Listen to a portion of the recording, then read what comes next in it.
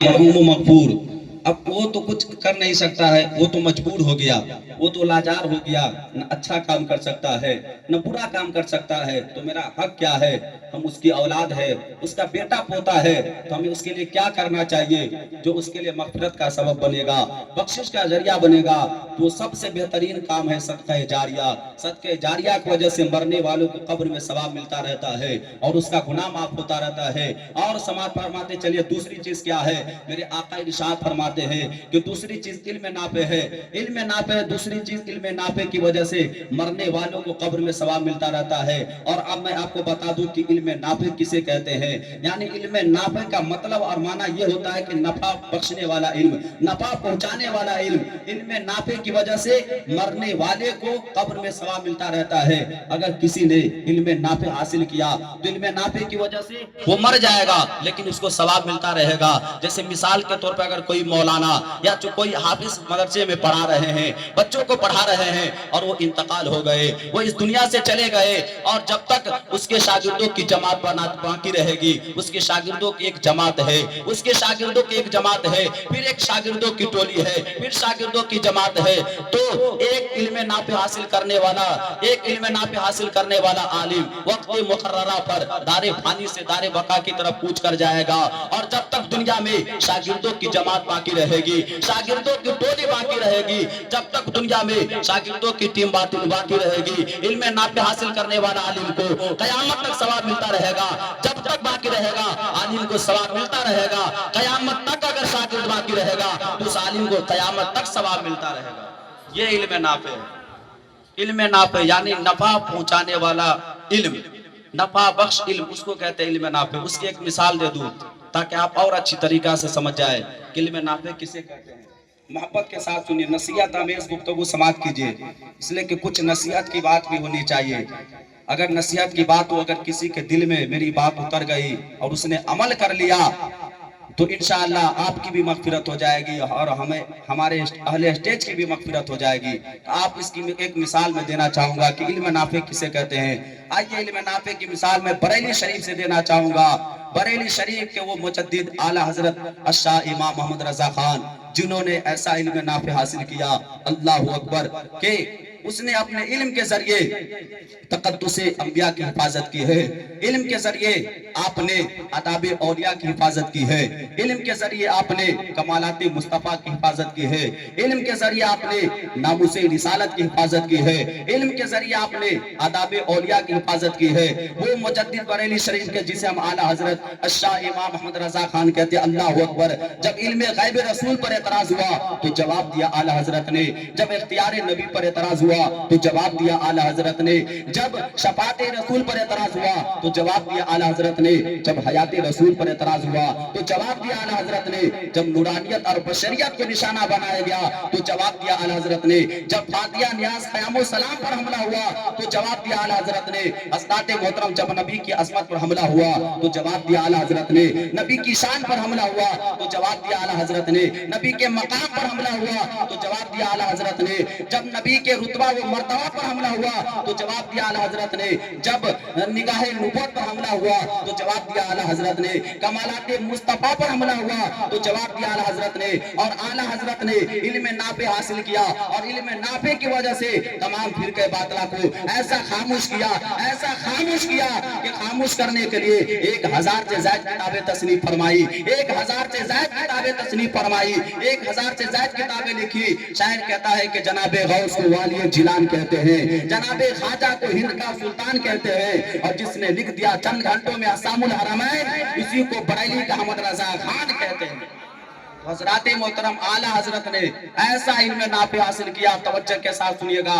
आज वो अपनी कब्र में है, अपने मजार में है, लेकिन इल्म नाफे हासिल करने की वजह से कल भी सवाब मिल रहा था, आज भी सवाब मिल रहा है और इंशाअल्लाह क़यामत तक सवाब मिलता रहेगा। ये है इल्म नाफे। और भी बहुत सारे उलमाए कराम हैं जिन्होंने बड़ी बड़ी किताबें लिखी है, बड़ी बड़ी किताबों को तस्नीफ फरमाई है। जब तक उनकी किताब बाकी रहेगी, जब तक उनकी शागिर्दों की जमात बाकी रहेगी, इंशाअल्लाह उनको सवाब मिलता रहेगा और गुनाह माफ होता रहेगा। इसलिए हजरात मोहतरम इल्म नाफे हमें हासिल करना चाहिए, अपने बच्चों को हाफिज आलिम बनाना चाहिए। इसके वजह से मरने वालों को ان کے باپ کو بھی ثواب ملتا رہتا ہے، ان کے والدین کو بھی ثواب ملتا رہتا ہے، اور ان کو بھی خود ثواب ملتا رہتا ہے۔ حضرات محترم، کیا بھروسہ ہے زندگانی کا، آدمی بلبلا ہے پانی کا، زندگی کا کوئی ٹھکانہ نہیں ہے۔ محبت کے ساتھ سنیے گا، زندگی کا کوئی بھروسہ نہیں ہے، زندگی کی کوئی امید نہیں ہے، زندگی کا کوئی وفا نہیں ہے۔ کب ہماری موت آ جائے، کب ہم اس دنیا سے رخصت ہو جائے، کب ہمارے جسم سے روح پرواز کر جائے، ہماری روح نکل جائے، کسی کو نہیں معلوم ہے، کسی کو نہیں پتا ہے کہ ہمیں کب مرنا ہے۔ حضرات محترم، اگر آپ ملک الموت کو بھول بیٹھے ہیں تو ملک الموت کی صحت پر کوئی اثر پڑنے والا نہیں ہے۔ ہاں، ملک الموت کو معلوم ہے کہ کب آنا ہے، کس کے پاس آنا ہے، کہاں آنا ہے، کس انداز میں روح نکالنی ہے، یہ ملک الموت کو معلوم ہے۔ اس لیے اگر ہم بھول گئے ہیں تو ان کی صحت پر کوئی اثر نہیں پڑنے والا ہے۔ لہٰذا ہر لمحہ، ہر گھڑی، ہر پر، ہر وقت ہمیں موت پیش نظر رہنی چاہیے۔ اس لیے حضرات محترم، اگر موت پیش نظر رہے گی تو آپ کی نماز قضا نہیں ہوگی، موت پیش نظر رہے گی تو آپ اعمال حسنہ کریں گے، موت پیش نظر رہے گی تو آپ روزہ کو قضا نہیں کریں گے، موت پیش نظر رہے گی تو آپ شراب کے اڈوں کو آباد نہیں کریں گے، موت پیش نظر رہے گی تو آپ جوا کے اڈوں کو آباد نہیں کریں گے، موت پیش نظر رہے گی تو آپ زنا کے اڈوں کو آباد نہیں کریں گے۔ اگر موت پیش نظر رہے گی تو ہمیشہ آپ کو موت کی یاد آئے گی، آخرت کی فکر رہے گی، موت کی یاد آئے گی۔ اس لیے حضرات محترم، ہر لمحہ، ہر گھڑی، ہر وقت، ہر پر موت پیش نظر رہنی چاہیے۔ اگر موت پیش نظر رہے گی تو انشاءاللہ آپ کی دنیا بھی اچھی ہو جائے گی اور آپ کی آخرت بھی اچھی ہو جائے گی۔ اس لیے حضرات محترم، موت ہمیشہ پیش نظر رہنی چاہیے۔ اور تیسری بات سماعت کیجئے، تین کام میں نے بتایا تھا نا کہ میرے آقا نے فرمایا تین کام ایسے ہیں کہ جن کاموں کی وجہ سے مرنے والوں کو قبر میں ثواب ملتا رہتا ہے۔ تو دو چیز میں نے بتا دیا کہ ایک صدقہ جاریہ، آپ نے صدقہ جاریہ سمجھ لیا کہ صدقہ جاریہ کسے کہتے ہیں۔ دوسری چیز میرے نبی نے ارشاد فرمایا کہ علم نافع، علم نافع بھی آپ نے سمجھ لیا کہ علم نافع کسے کہتے ہیں۔ آپ تیسری چیز، میرے آقا نے کیا ارشاد فرمایا، آپ تیسری چیز سماعت کیجئے، اس کے بعد میں اپنے گفتگو ختم کر دوں گا۔ میرے آقا ارشاد فرماتے ہیں کہ اگر مرنے والا مر گیا اور اپنے پیچھے ایسی اولاد چھوڑ کر مرا جو نیک ہو، جو صالح ہو، جو نماز پڑھنے والا ہو، جو روزہ رکھنے والا ہو، جو اگر مالک نصاب ہے، مالک استطاعت ہے تو حج و زکوٰۃ دینے والا ہو، اگر جو نیک ہے، صالح ہے، اگر ایسی اولاد چھوڑ کر مر گیا تو مرنے والوں کو قبر میں ثواب ملتا رہے گا۔ تو حضرات محترم، پتہ کیا چلا کہ اولاد ہو تو نیک، اولاد ہو تو صالح، اس لیے کہ نیک اولاد کی وجہ سے مرنے والوں کو قبر میں ثواب ملتا رہتا ہے۔ لیکن حضرات محترم، معذرت کے ساتھ میں کہنا چاہتا ہوں، اگر کسی کو میری بات بری لگے تو اسے میں معذرت طلب کرنا چاہتا ہوں۔ آج ہمارے سماج کا حال یہ ہے، آج ہمارے معاشرے کا حال یہ ہے کہ اگر باپ بے نمازی ہے تو بیٹا بھی بے نمازی ہے، باپ اگر شرابی ہے تو بیٹا بھی شرابی ہے، باپ اگر جواری ہے تو بیٹا بھی جواری ہے، باپ اگر چور ڈاکو ہے تو بیٹا بھی چور ڈاکو ہے، باپ اگر زناکار ہے تو بیٹا بھی زناکار ہے، اور اسی طریقے سے ماں اگر بے نمازی ہے تو بیٹی بھی بے نمازی ہے، ماں اگر ناچنے والی ہے تو بیٹی بھی ناچنے والی ہے، ماں اگر روزہ نہیں رکھنے والی ہے تو بیٹی بھی روزہ نہیں رکھنے والی ہے۔ تو حضرات محترم، اور اسی طریقے سے اگر باپ نمازی ہے تو بیٹا بھی نمازی ہے، باپ اگر عملدار ہے تو بیٹا بھی عملدار ہے، باپ اگر روزہ رکھنے والا ہے تو بیٹا بھی روزہ رکھنے والا ہے، باپ اگر اچھا اعمال کرنے والا ہے تو بیٹا بھی اچھا اعمال کرنے والا ہے۔ اسی طریقے سے ماں اگر نماز پڑھنے والی ہے تو بیٹی بھی نماز پڑھنے والی ہے، ماں اگر روزہ رکھنے والی ہے تو بیٹی بھی روزہ رکھنے والی ہے، ماں اگر اچھے اعمال کرنے والی ہے تو بیٹی بھی اچھے اعمال کرنے والی ہے۔ یہ حضرات محترم سچ حقیقت ہے۔ آپ خود سوچ کر دیکھیں کتنا اچھا ہوتا کہ آج ہمارے سماج کے اندر، آج ہمارے معاشرے کے اندر، آج ہمارے سوسائٹی کے اندر کتنا اچھا ہوتا کہ باپ بھی نمازی ہوتا، بیٹا بھی نمازی ہوتا، ماں بھی نمازی ہوتی، بیٹی بھی نمازی ہوتی، ماں بھی روزہ رکھنے والی ہوتی، بیٹی بھی روزہ رکھنے والی ہوتی، باپ بھی روزہ رکھنے والا ہوتا، بیٹا بھی روزہ رکھنے والا ہوتا، باپ بھی اچھا عمل کرنے والا ہوتا، بیٹا بھی اچھا عمل کرنے والا ہوتا، ماں بھی کنیز فاطمہ ہوتی، بیٹی بھی کنیز فاطمہ ہوتی، ماں بھی کردار فاطمہ ہوتی، بیٹی بھی کردار فاطمہ ہوتی، ماں بھی سیرت فاطمہ ہوتی، بیٹی بھی سیرت فاطمہ ہوتی۔ تو کتنا اچھا تو ہوتا کہ ہر کوئی نمازی ہوتا، ہر کوئی اچھا عمل کرنے والا ہوتا تو ہماری دنیا اچھی ہوتی ہوئی نظر آتی، ہماری دنیا خوشحال ہوتی ہوئی نظر آتی۔ حضرات محترم، میرے آقا ارشاد فرماتے ہیں کہ نیک اولاد کی وجہ سے مرنے والوں کو قبر میں ثواب ملتا رہتا ہے۔ میرے آقا ارشاد فرماتے ہیں کہ نیک اولاد کی وجہ سے اس لیے اپنے بچوں کو نیک بنانا چاہیے. اگر آپ اپنے بچوں کو نیک بنا دیتے ہیں, اگر اپنے بچوں کو نماز پڑھنے والا بناتے ہیں, اگر آپ اس دنیا سے چلے گئے تو آپ کو ثواب ملتا رہے گا. اور ایک بات میں آپ کو بتا دوں کہ نیک بننے کے لیے مولانا ہونا ضروری نہیں ہے. آپ اہل اسٹیج سے پوچھیں, نیک ہونے کے لیے مولانا ہونا ضروری نہیں ہے, نیک ہونے کے لیے علامہ ہونا ضروری نہیں ہے, نیک ہونے کے لیے مفسر و مفکر ہونا ضروری نہیں ہے, نیک ہونے کے لیے مفتی ہونا ضروری نہیں ہے, نیک ہونے کے لیے محدث ہونا ضروری نہیں ہے, نیک ہونے کے لیے خطیب و نقیب ہونا ضروری نہیں ہے, نیک ہونے کے لیے ادیب و رقیب ہونا ضروری نہیں ہے, نیک ہونے کے لیے قاری ہونا ضروری نہیں ہے, نیک ہونے کے لیے علامہ ہونا ضروری نہیں ہے. میں آپ کو بتا دوں نیک ہونے کے لیے کیا چیز کی ضرورت ہے. اگر آپ نیک بننا چاہتے ہیں, اگر آپ نے بقدر ضرورت تعلیم حاصل کیا ہے, اگر شریعت مصطفیٰ پر آپ کا عمل ہے, اگر سنت مصطفیٰ کے مطابق آپ اپنی زندگی گزار رہے ہیں, اپنی زندگی کو بسر کر رہے ہیں, قرآن و حدیث کے مطابق اپنی زندگی کو بسر رہے ہیں, تو آپ بھی نیک ہیں اور آپ بھی اپنے والدین کے لیے صدقہ جاریہ ہے. بولیے سبحان اللہ. یہ ہے صدقہ جاریہ. تو نیک اولاد نیک ہونے کے لیے مولانا ہونا ضروری نہیں ہے, بلکہ آپ نماز پڑھ رہے ہیں, روزہ رکھ رہے ہیں, قرآن کی تلاوت کر رہے ہیں, تو آپ بھی نیک ہے اور آپ بھی اپنی اولاد اپنی والدین کے لیے, اپنے ماں باپ کے لیے صدقہ جاریہ ہے, اور آپ کی وجہ سے آپ کے ماں باپ کو قبر میں ثواب ملتا رہے گا.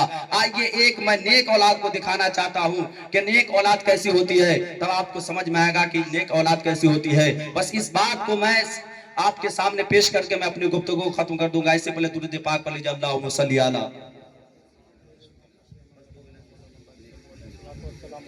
صلو علیہ وسلم. درود پاک پڑھیے. اللہم صلی علی سیدنا شفینا مولانا محمد بارک وسلم. صلو علیہ الصلوۃ والسلام علیک یا رسول اللہ صلی اللہ تعالی علیہ وسلم.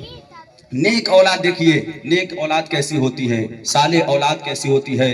حضرات محترم, آپ نے سنا ہوگا حضرت مالک بن دینار, یہ اللہ کے بہت بڑے ولی ہے, بہت بلند پائے کے بزرگ ہے. آپ دیکھیے نیک اولاد کیسی ہوتی ہے. حضرت مالک بن دینار, حضرت مالک بن دینار راستہ سے گزر رہے تھے. محبت کے ساتھ سنیے گا, توجہ کے ساتھ سنیے گا, اور آپ کو سمجھ میں آئے گا کہ نیک اولاد کیسی ہوتی ہے. حضرت مالک بن دینار راستہ سے گزر رہے تھے اور ایک بچے کے ہاتھ میں مٹی کا ڈھیلا تھا. اس کی کیفیت کچھ ایسی تھی کہ اس ڈھیلے کو دیکھ کر کبھی رو دیتا تھا, اس ڈھیلے کو دیکھ کر کبھی مسکرا دیتا تھا. حضرت مالک بن دینار نے سوچا یہ بچہ ہے, اسے کیا سلام کرنا ہے, آگے نکل گئے. پھر حضرت مالک بن دینار نے سوچا کہ چھوٹے چھوٹے بچوں کو سلام کرنا یہ میرے مصطفیٰ کی سنت ہے. بولیے سبحان اللہ, یہ میرے نبی کی سنت ہے. حضرت مالک بن دینار پلٹ کر آ گئے اور چھوٹے بچوں کو سلام کیا, السلام علیکم یا طفل. تو چھوٹے بچے نے جواب دیا وعلیکم السلام یا مالک بن دینار. حضرت مالک بن دینار حیران ہو گئے, پریشان ہو گئے اور کہنے لگا یہ بچہ, یہ تو پہلی ملاقات ہے, تو مجھ سے کب سے جانتا ہے, تو میرا نام کب سے جانتا ہے, یہ تو تجھ سے پہلی ملاقات ہے, تو تو مجھے کیسے جانتا ہے. بچے نے کہا کہ یہ پہلی ملاقات نہیں ہے, دوسری ملاقات ہے. یاد کیجئے جب عالم ارواح میں اللہ تعالیٰ نے تمام روحوں کو جمع فرمایا تھا اور اپنی ربوبیت کا وعدہ لیا تھا, تو آپ میرے پاس کھڑے تھے, آپ میرے سامنے کھڑے تھے. بولیے سبحان اللہ. کب کی بات, عالم ارواح کی بات ہے. بچے کہتے کہ آپ میرے سامنے کھڑے تھے, عالم ارواح میں آپ میرے پاس کھڑے تھے, تو جب میں آپ کو عالم ارواح میں جانتا تھا تو میں دنیا میں کیسے بھول سکتا ہوں, میں دنیا میں آپ کو کیسے بھول سکتا ہوں.